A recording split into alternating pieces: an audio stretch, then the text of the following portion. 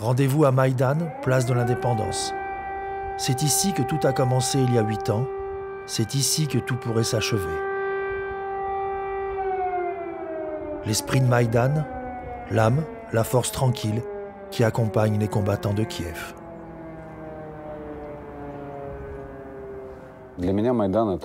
Pour moi, Maïdan, c'est la dignité, c'est la justice, c'est l'inquiétude, l'adrénaline, c'est la peur et la sensation dingue que tu ressens quand tu surmontes cette peur. Pour moi, c'est l'espoir. Et peu importe comment, il va prendre cher.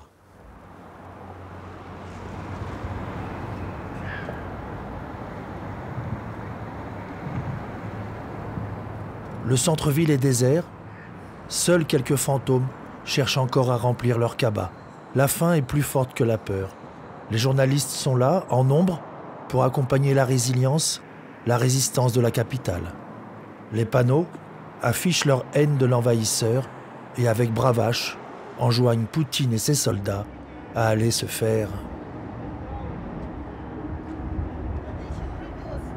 Jusque dans les cuisines des restaurants fermés, la résistance s'organise. Les chefs cuisiniers se sont fait soldats, une armée du cœur.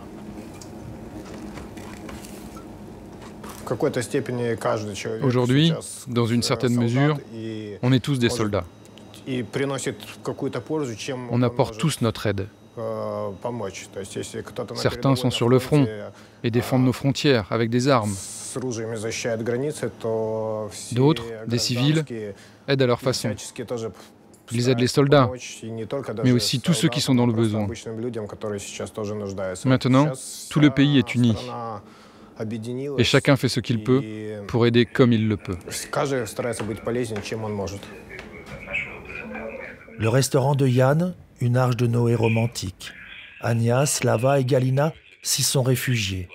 Là, ils organisent leur cellule de combat.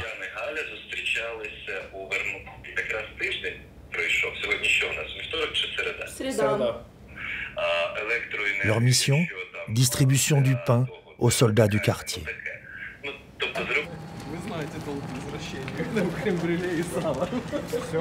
La caméra n'est pas la bienvenue, la position des postes doit rester secrète. Je les laisse partir vers leurs offrandes.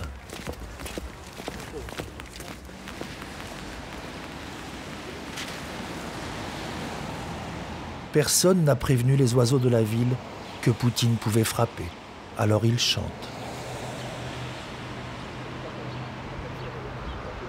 Les grands-pères errent à la recherche d'un magasin encore ouvert. La mairie se barricade. La presse essaie encore de faire son boulot. L'ambiance est étrange, lourde, comme à une veillée.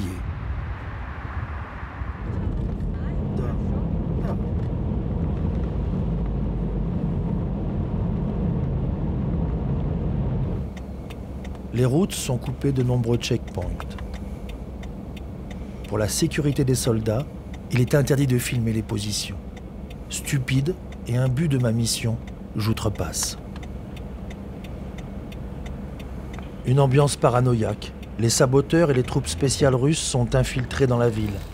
Chaque véhicule est fouillé, chaque passeport scruté. La guerre est aux portes de la ville.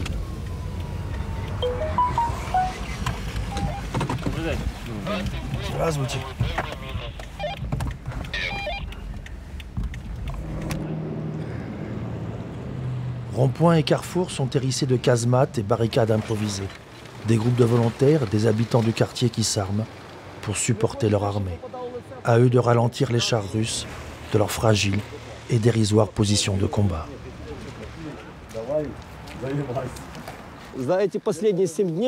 Durant ces 7 derniers jours, nous avons montré que même si nous étions une petite poignée d'hommes, nous pouvions repousser 200 ou 300 hommes en armes.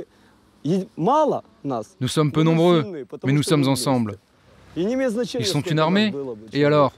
Nous aussi, nous sommes une armée d'hommes, et pas de ceux à qui on ordonne d'aller tuer. Nous nous défendons. Nous défendons notre terre. Nous sommes nés ici. Nous avons grandi ici. Nous sommes une famille. Et la famille triomphe toujours contre l'ennemi, peu importe qui il est. Avec ou sans armes, nous vaincrons. Sous le ciel de la discothèque, les étudiants organisent la collecte, le partage et la distribution de nourriture pour toutes les unités de combat. Ils montrent qu'aucune armée ne peut gagner une guerre contre l'amour et la jeunesse.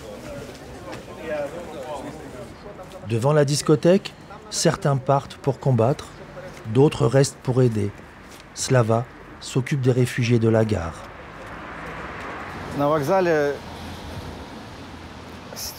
C'est la catastrophe à la gare. C'est véritablement l'enfer. Tu vois les gens qui ont peur. Ils ne savent pas où ils vont, ils prennent n'importe quel train, avec les enfants, avec les animaux. J'ai vu une femme qui disait devant le train « Prenez mon enfant, partez sans moi ». Oh mon Dieu, pardon. Je n'ai jamais entendu un tel cri de désespoir. C'est comme le cri d'un animal qui demande de l'aide. Je ne veux pas me souvenir de ça. C'est atroce. Mais nous vaincrons.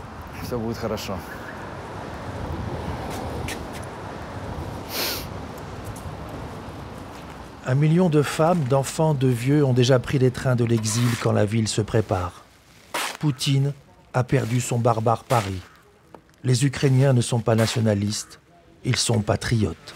Peu importe si beaucoup n'ont pas l'expérience des combats. Ils sont ensemble, une solidarité sans faille.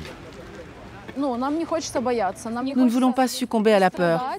Nous ne voulons pas souffrir et attendre qu'on vienne nous sauver. C'est à nous de nous protéger nous-mêmes. Chacun doit se protéger. Un dernier baiser avant la guerre. À la table de Yann, pilinieni, raviolis russes au menu et vodka, une arme de combat. On fait des choses importantes ici.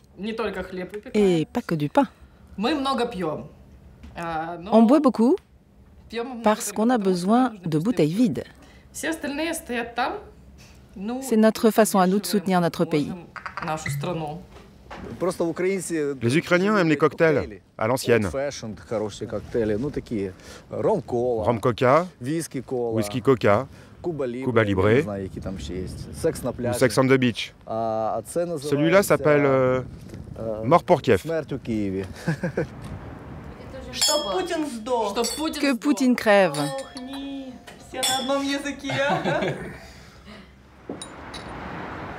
Un dernier toast à Maïdan.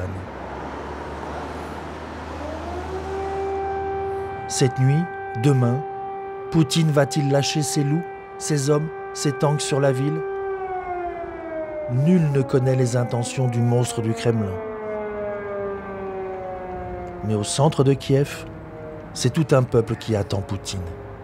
L'esprit de Maïdan ne peut mourir.